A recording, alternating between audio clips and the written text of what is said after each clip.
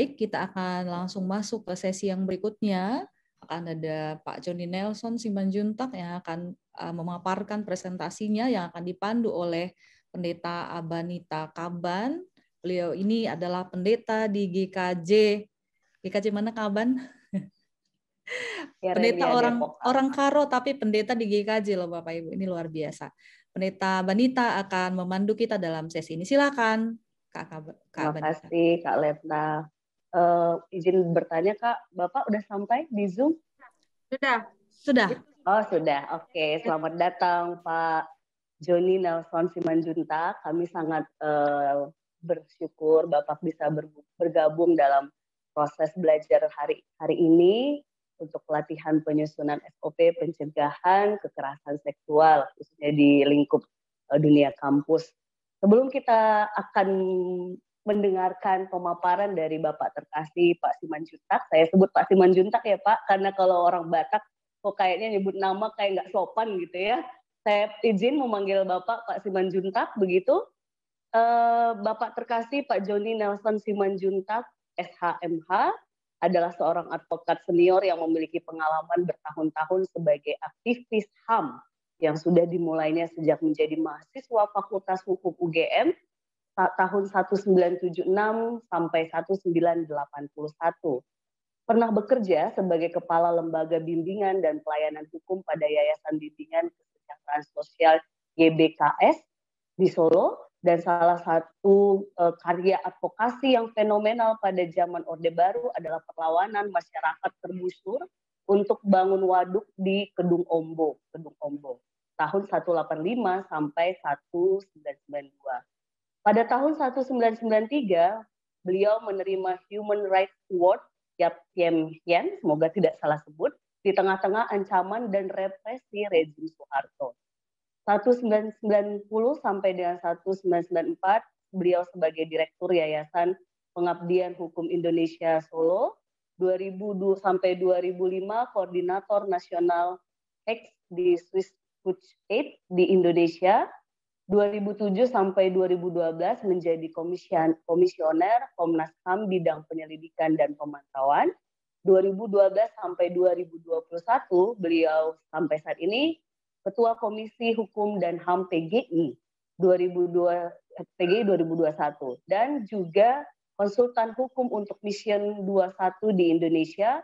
Dan beliau selain kesibukan sebagai advokat juga aktif sebagai pendiri lembaga-lembaga advokasi Atma Solo dan Penham Jakarta.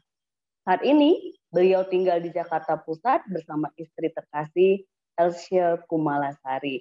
Kalau lihat dari riwayat hidup dan bagaimana beliau berkecimpung untuk HAM dan sebagainya, maka Bapak Ibu terkasih, kita bersyukur sekali beliau dapat hadir untuk memberikan pemaparan khususnya tentang tema ataupun topik kebijakan organisasi mencegah kekerasan seksual. Langsung saja waktu kita 9 sampai 10.15 Bapak Ibu terkasih, saya akan beri waktu kepada Bapak Simanjuntak dari 9:08 ini sampai nanti 9:38 untuk memaparkan materi. Setelah nanti selesai, kita akan sesi tanya jawab. Saya berikan ruang dan waktu saat ini kepada Bapak terkasih Pak Simanjuntak. Boleh Bapak, silakan. Jadi saya mengambil topik ataupun halo, jelas? Halo. Ya Pak, jelas Pak Simanjuntak. Ya, jadi judul saya bikin adalah kebijakan organisasi mencegah kekerasan seksual ya. Oke, lanjut.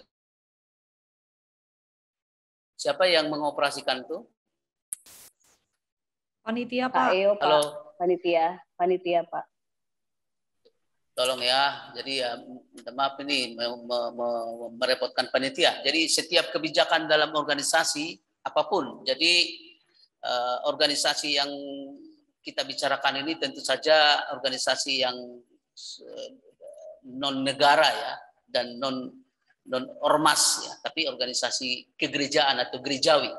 Tapi kebijakan siapapun menurut saya selalu dimaksudkan untuk dilaksanakan secara efektif dan berdampak semua ya. kebijakan apapun. Saja suatu diskusi tersendiri ya. Salah satu yang diperlukan agar bisa terlaksana atau efektif dan berdampak adalah kejelasan definisi atau cakupan dari kebijakan tersebut. Ya. Jadi kalau ada kebijakan untuk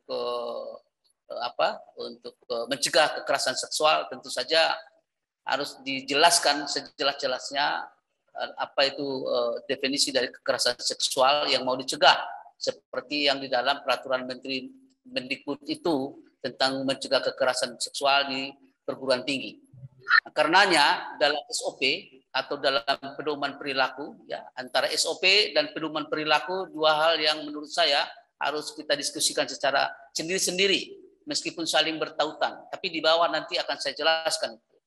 SOP atau dalam pedoman perilaku yang dimaksudkan untuk mencegah kekerasan seksual harus dipastikan kejelasan definisi kekerasan seksual yang dimaksud.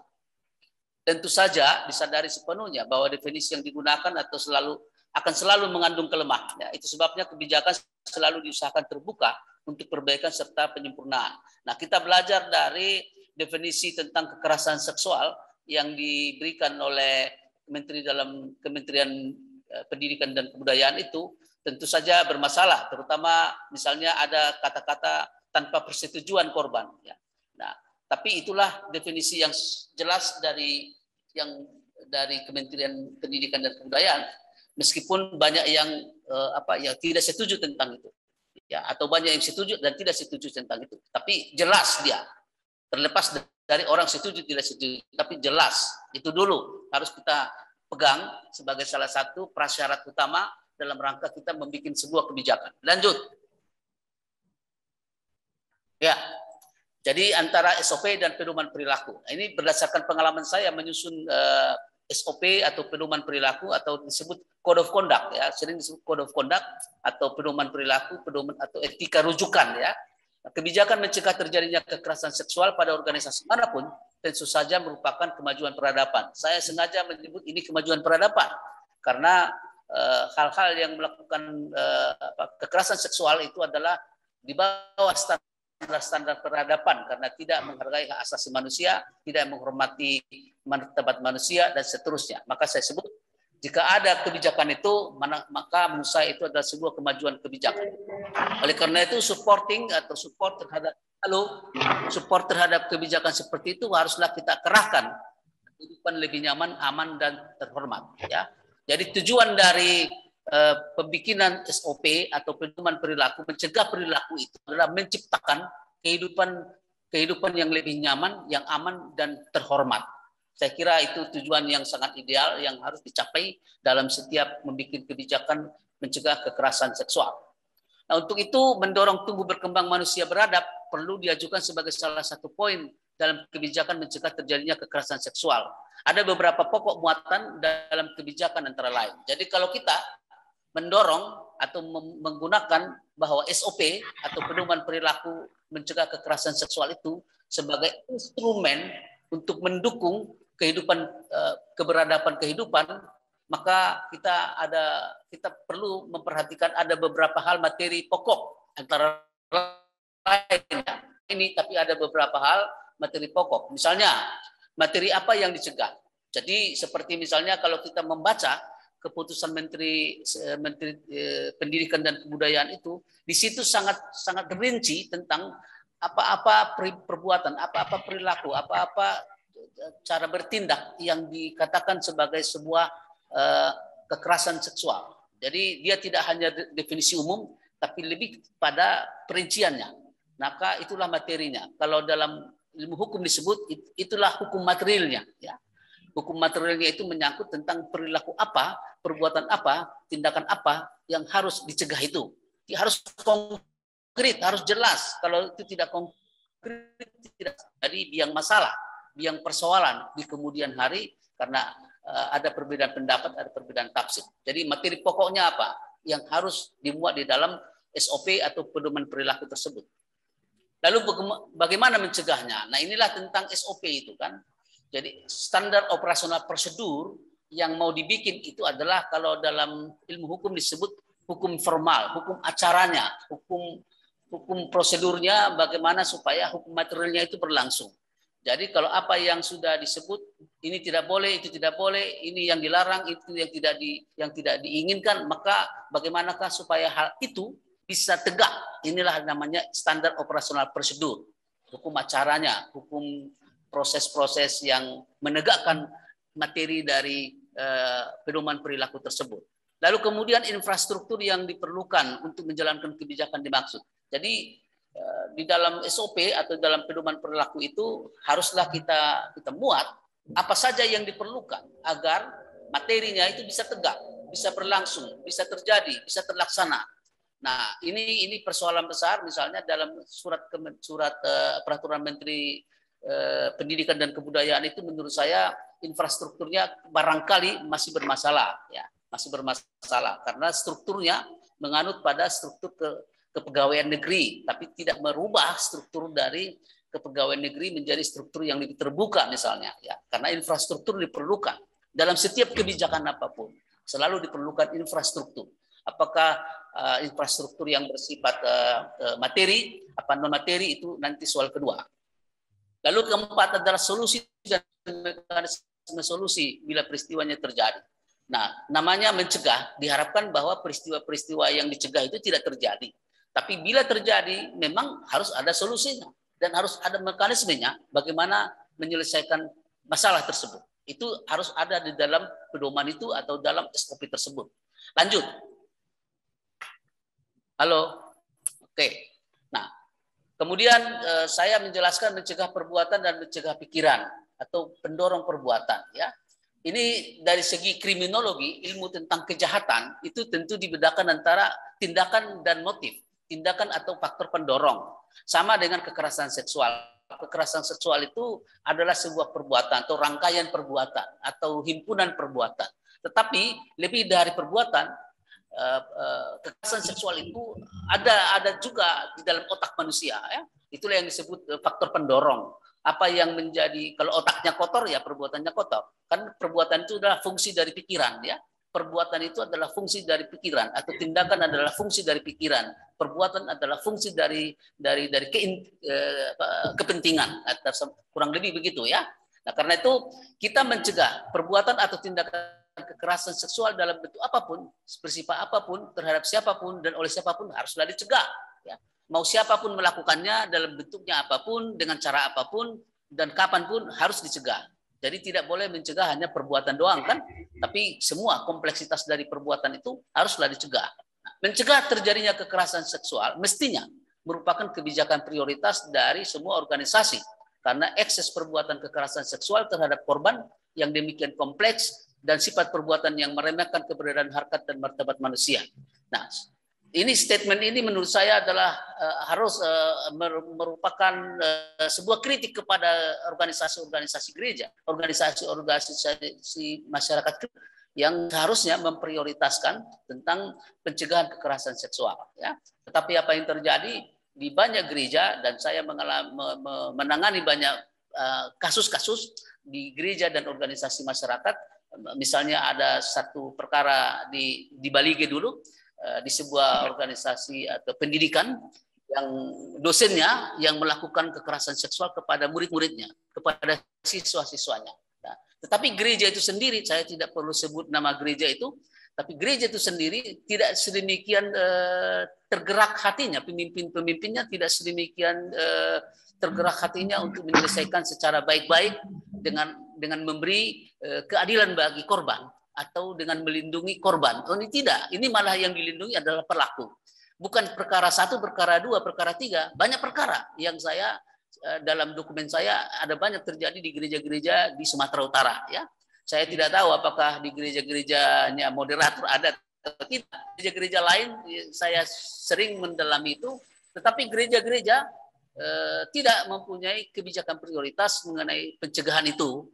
Malah kemudian karena wawasannya kurang atau karena saya kurang tahu persis apa sebabnya, malah korban pada umumnya menderita berulang-ulang karena dilecehkan oleh para pimpinan ataupun para pejabat di dalam organisasi gerejawi atau organisasi masyarakat Kristen. Ya.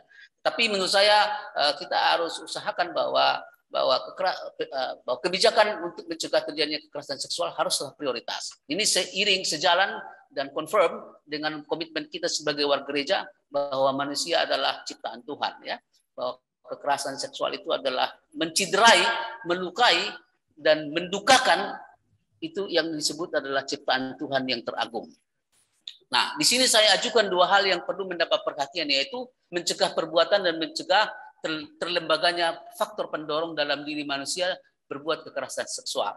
Kalau mencegah perbuatan itu tetap kompleks, tapi akan lebih kompleks lagi ketika kita masuk untuk mencegah terlembaganya faktor pendorong dalam diri manusia. Artinya, ini berkaitan dengan soal pendidikan lah, soal kebudayaan lah, soal politik, soal interaksi sosial, dan sebagainya.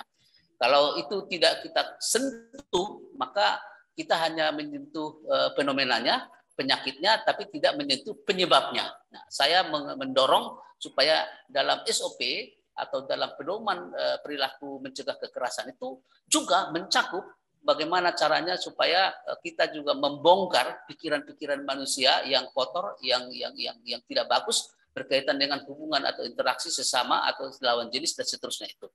Lanjut. Ibu lanjut. Oke. Nah, kemudian perumus dan pemutus kebijakan, ya. Nah, perumus dan pemutus kebijakan adalah dua hal yang harus disoroti secara sendiri-sendiri.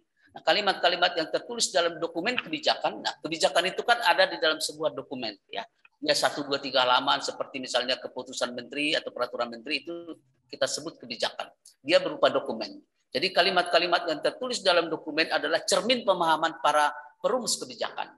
Jadi apa yang tertulis dalam peraturan menteri itu adalah cermin dari para perumus kebijakan. Kalau kita telusuri siapa perumus-perumusnya di situ, maka kita akan menemukan bahwa di situ ada manusia-manusia yang beradab, manusia-manusia yang berwawasan luas, manusia-manusia yang berinteraksi secara positif, kritis kepada hubungan sesama atau sesama jenis, sesama manusia, dan seterusnya. Nah, prakondisi yang diperlukan ialah keleluasaan berkarya perumus kebijakan.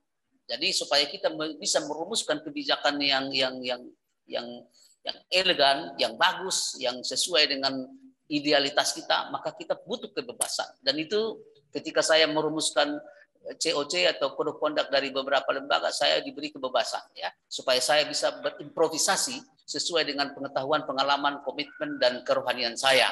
Nah, kalau tidak ada itu memang agak sulit juga, ya, belum apa-apa udah dibatasi. Tapi kebebasan itu perlu. Nah, keluasan cakrawala serta sikap jelas perumus kebijakan terhadap kekerasan seksual. Artinya apa? Artinya adalah bahwa rumusan itu adalah cermin dari cakrawala, cermin dari sikap, cermin dari kebijakan atau kearifan dari seorang perumus kebijakan, ya. Tetapi kebrilianan rumusan perumus, ini yang penting, kebrilianan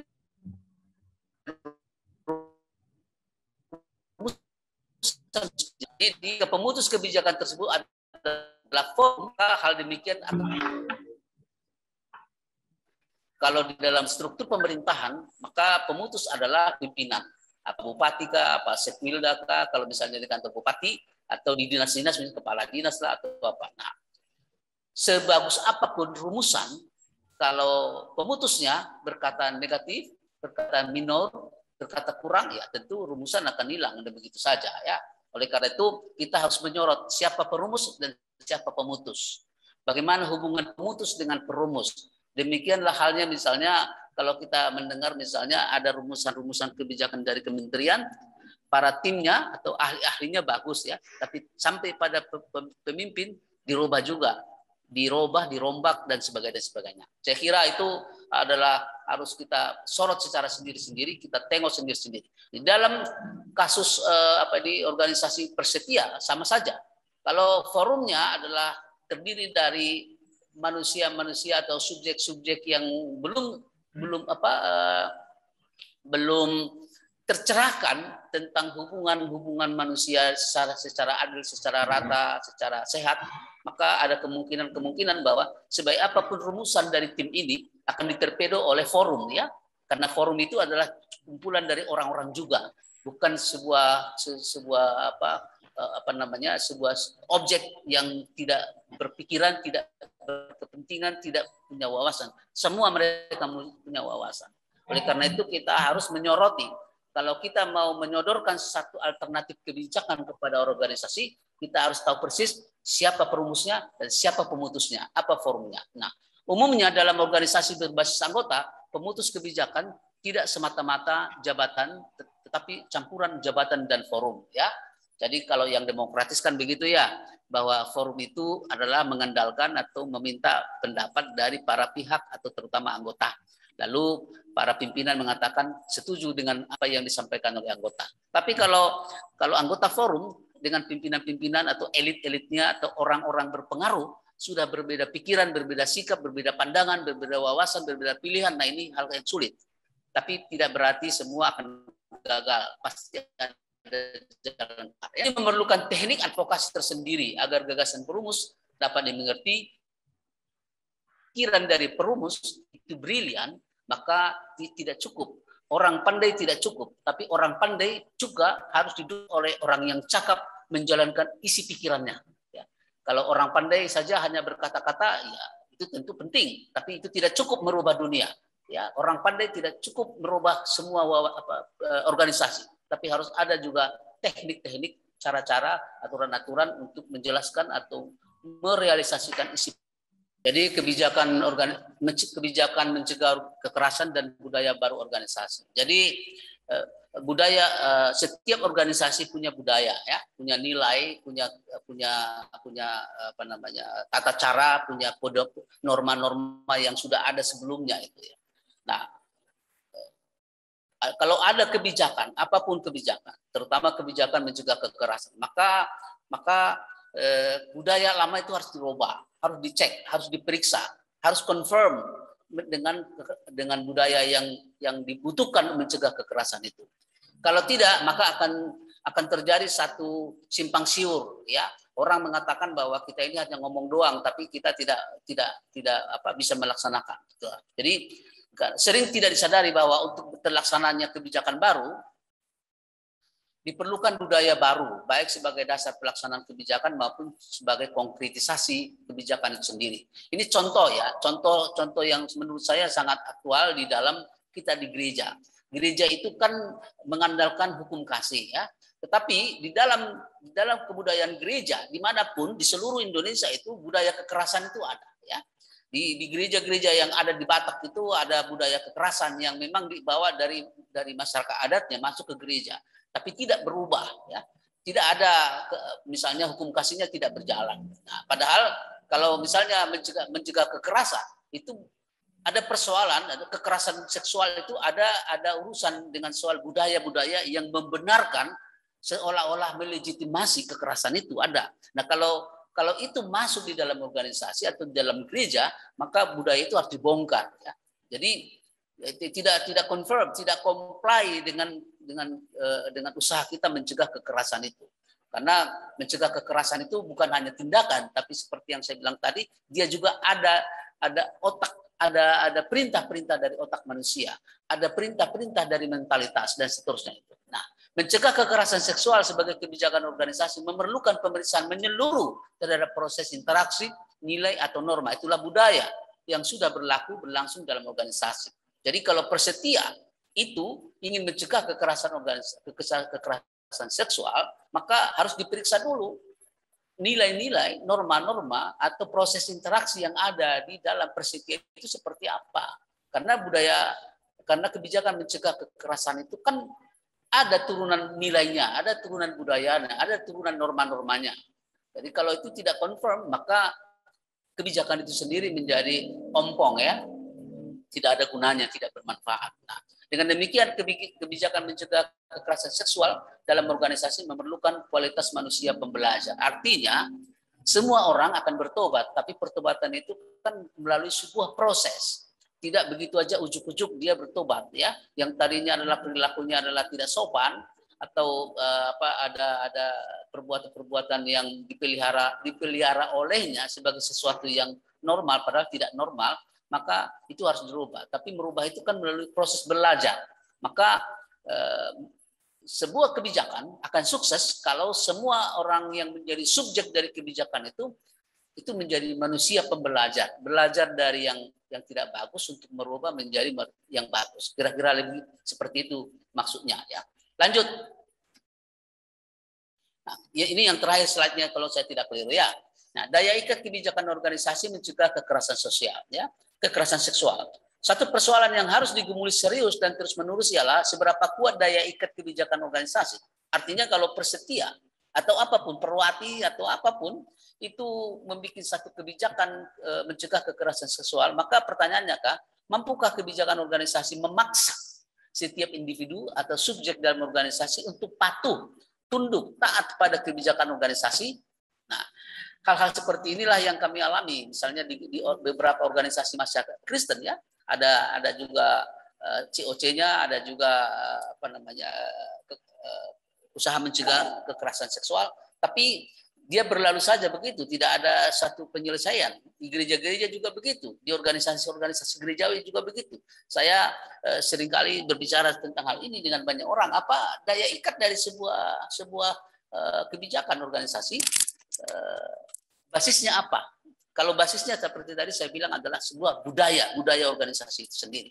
Tapi apakah organisasi mampu memaksa setiap individu atau subjek untuk patuh, tunduk, taat pada kebijakan organisasi? Nah, hal ini perlu dikemukakan untuk mendalami sifat rumusan kebijakannya itu. Ya, jadi kalau kita mengetahui bahwa daya paksa itu ada, daya ikat itu perlu, maka itu sangat penting untuk merumuskan tentang pedoman yang mau kita rumuskan, pedoman yang mau kita bikin. Apakah dia normatif dan atau persuasif?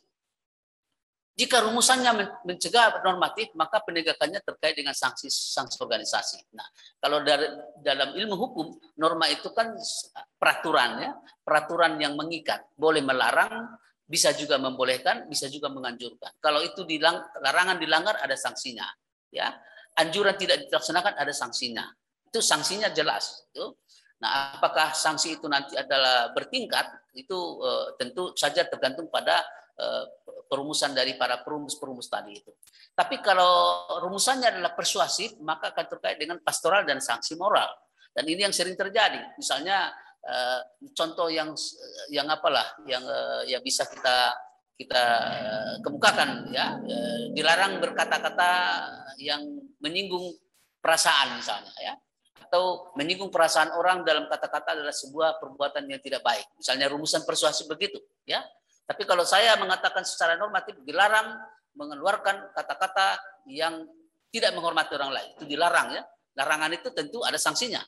Tapi kalau dia persuasif, nah sebut mengeluarkan kata-kata yang menyinggung perasaan orang lain adalah sesuatu perbuatan yang tidak hormat misalnya. Nah, dua statement yang berbeda sifatnya ya. Kita harus jelaskan itu di mana. Apakah kita mau membuat satu kebijakan organisasi yang sifatnya adalah normatif atau sifatnya persuasif ya. Kalau saya merumuskan ke organisasi-organisasi yang meminta saya rumuskan normatif. Sebab kalau tidak normatif tidak ada, terlalu mengambang menurut saya ya, terlalu mengambang. Tapi siapa tahu berbeda dengan kawan-kawan yang ada di Perwati atau di Persetia, itu lain cerita ya. Itu menjadi pilihan. Nah, umumnya daya ikat kebijakan organisasi akan lebih kuat jika dikaitkan dengan keterlibatan negara. Nah, ini dia. Nah, karena negara di sana, organisasi masyarakat di sini. Nah, organisasi masyarakat itu independen. Dia adalah merdeka dan dia adalah organisasi swadaya. Dia mengurus diri sendiri ya. Tetapi dalam hal kaitan-kaitan dengan sebuah aturan main, maka dia juga banyak dikaitkan dengan keterlibatan negara agar lebih kuat ya. Tapi melibatkan negara bisa saja dinilai sebagai kelemahan mendasar dari organisasi. Ini contoh, banyak sekali contoh-contoh kebijakan organisasi, kebijakan gereja tidak diikuti oleh para pendeta, para pengurus gereja. Tapi ya akhirnya jadi masalah ya. Tapi kemudian ada yang sejumlah orang membawanya menjadi perkara pidana misalnya, atau perkara perdata misalnya. Di contoh kasus itu ya. Contoh kasus yang kami alami adalah sebuah gereja, seorang pendeta melakukan kekerasan seksual kepada seorang pendeta perempuan, dan itu saya pernah tangani itu di Medan sana, di Sumatera Utara sono. Dan kebetulan pendetanya udah meninggal nih, yang laki-laki udah meninggal nih ya. Dilaporkan ke pendeta-pendeta kepada pimpinan, enggak ada tindakan apa-apa. Berjalan begitu aja. Tapi ketika sudah mulai diajukan ke polisi, nah mulai ribut ya. Nah, pimpinan mulai ribut. Kenapa Kak harus sampai ke polisi dan seterusnya itu. Nah, dan itulah menurut saya adalah persoalan yang harus kita dalami agar formulasi kita mengenai kebijakan organisasi atau formulasi mengenai mencegah kekerasan seksual itu mempunyai daya ikat, mempunyai daya tendang yang kuat agar orang bisa mematuhinya. Ya, saya tidak tahu apakah dengan persuasif para peserta dari dari para anggota dari Persetia itu akan hormat. Tapi kan asumsi kita adalah bahwa pesertanya atau anggota dari Persetia adalah orang-orang yang sangat berpendidikan, orang-orang yang beradab, orang-orang bermartabat, orang-orang yang punya wawasan. Dengan demikian sudah ada basis kulturalnya, yaitu adalah pendidikan tadi itu. Tapi siapa tahu juga berbeda persepsi kan, berbeda pandangan dan sebagainya. Nah itulah sebabnya saya sebut daya ikat itu penting diperhatikan. Nah itulah penjelasan saya sekedar untuk membuka wawasan. Mudah-mudahan bisa membantu semua yang hadir, dan kalau ada pertanyaan atau ada yang tidak setuju tentu saja saya dengan senang hati mendiskusikannya. Terima kasih kepada pada ibu-ibu sekalian yang hadir, kepada peserta yang hadir di sini. Ya, terima kasih Pak Simanjuntak atas pemaparannya untuk kita materi awal yang menurut saya langsung kita diberikan garis besar bagaimana membuat kebijakan ya Bapak Ibu terkasih.